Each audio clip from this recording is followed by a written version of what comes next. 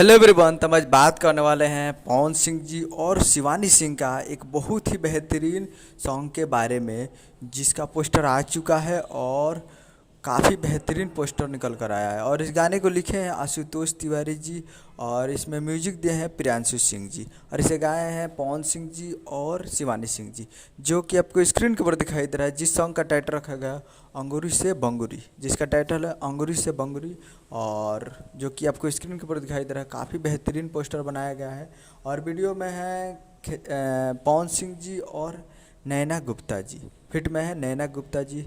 और ये काफ़ी बेहतरीन है। और जब भी आशुतोष तिवारी जी गाना लिखते हैं पवन सिंह जी के लिए तो काफ़ी बेहतरीन ही लिखते हैं और इनका काफ़ी इस साल काफ़ी ज़बरदस्त गाना चला भी है। और ये देखते हैं कैसा है अंगूरी से बंगूरी।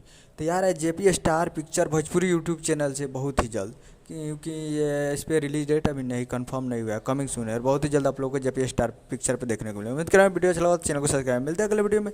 जय हिंद, जय भोजपुरी।